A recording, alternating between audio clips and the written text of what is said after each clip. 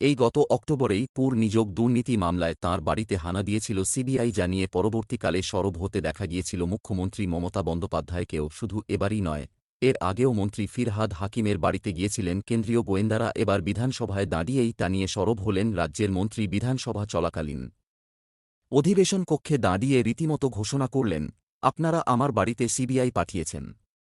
কি পেয়েছেন? ভেবেছিলেন মমতা বন্দ্যোপাধ্যায়কে ছেড়ে চলে যাব? কখনো দিদিকে ছেড়ে চলে যাব না, মৃত্যু পর্যন্ত সঙ্গে থাকব। এরপরেই মন্ত্রীর কটাক্ষ। ইডি সিবিআইয়ের ভয় পেয়ে অনেকেই নিষ্ক্রিয় হয়ে গিয়েছেন বা দূরে সরে গিয়েছেন, কিন্তু তিনি তা করবেন না। ফিরহাদ স্পষ্ট কথায় বলেন, ভেবেছেন ভয় পেয়েছি। অনেকে ভয় পেয়েছে, আমরা পাইনি। কেউ কেউ চলে গিয়েছেন, নিষ্ক্রিয় হয়ে গিয়েছেন, কিন্তু সকলে নয়। হঠাৎ এমন কথা কেন বললেন ফিরহাদ?